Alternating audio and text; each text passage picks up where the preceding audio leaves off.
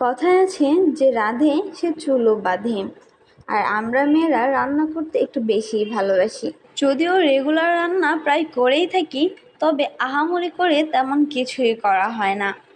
আর pudding বানানোর হঠাৎ ইচ্ছে হয়েছে, কেননা আমার একটা ছোট ভাই আছে, তাকে ডক্টর বলেছে পুডিং খাওয়াতে। তাই ইউটিউব দেখে পুডিং বানানো শুরু করে দিলাম।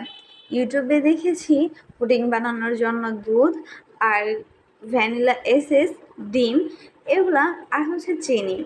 যেহেতু বাচ্চার জন্য পুডিং বানাবো, তাই সাথে অ্যাড করে নিয়েছি বাদামের গুঁড়া। আর যেহেতু বাচ্চা খাবে, এই জন্য গুঁড়া দুধ দিয়ে পুডিং বানাচ্ছি, কারণ বাচ্চার এখনও 1 বছর পূর্ণ হয়নি। আর পুডিং বানানোর জন্য প্রথমে গুঁড়া দুধগুলো গরম করে নিয়েছি, যেটা ভিডিওতে অ্যাড করতে পারিনি। গুঁড়া দুধ গরম করে নেওয়ার পর এখানে ক্যারামেল তৈরি করছিলাম।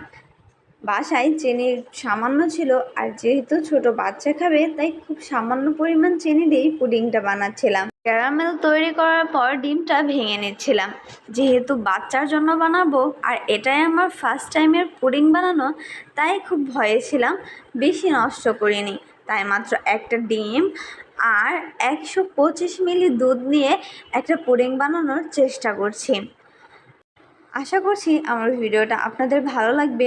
আর যদি ভালো লেগে থাকে, তাহলে অবশ্যই একটা সাবস্ক্রাইব এবং একটা লাইক দিয়ে যাবেন। ডিমটা প্রথমে ভালোভাবে ফেটিয়ে নিচ্ছিলাম। ডিমটা ফেটিয়ে নেওয়ার পর কিছুটা বাদামের গুঁড়ো এখানে দিয়ে নিচ্ছি। বাদামের গুঁড়ো তো কিনে পাওয়া যায়নি, তাই আমি বাদাম কিনে এনে সেটা ব্লেন্ডার করে নিয়েছি। ডিম আর বাদামটা ভালোভাবে ফেটিয়ে নিচ্ছিলাম। ফেটানো ভালো না হলে পুডিংটা সুন্দর হবে না। যদিও আমার ফেটানোর ওইটা আমার কাছে নাই, তাই ডালের এই ঘুটনিটা দিয়ে আমি ফেটিয়ে নিয়েছিলাম। জানি এটা ভালো হবে না, তবুও ভালো করার একটু চেষ্টা মাত্র।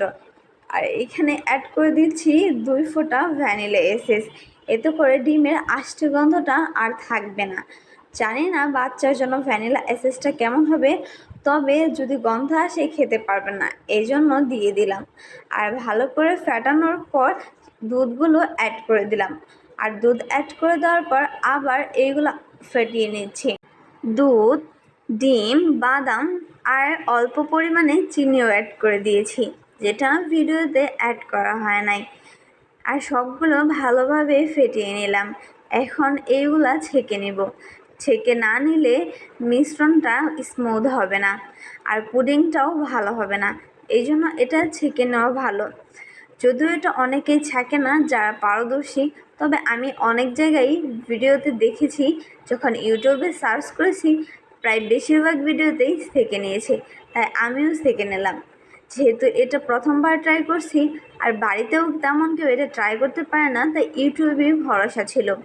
ইউটিউবে দেখেছিলাম এভাবে কাগজ দিয়ে পেঁচিয়ে তারপর পাত্রে বসিয়ে দিতে, যাতে পুডিংয়ের পানি ছাড়া বাহিরের কোনো পানি যেন ভেতরে প্রবেশ করতে না পারে।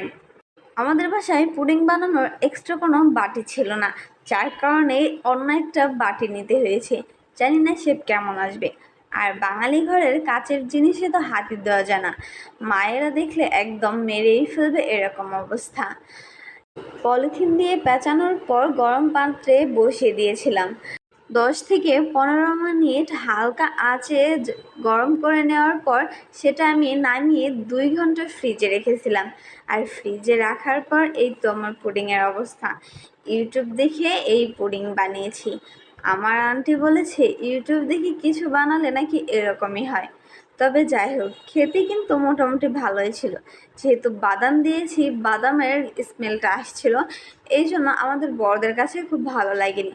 তবে বাচ্চাদের জন্য এই রেসিপিটা কিন্তু অনেক উপকারী, কারণ বাদাম বাচ্চাদের ওজন বৃদ্ধি করতে সহায়তা করে। আমার ভিডিওটা কেমন লাগে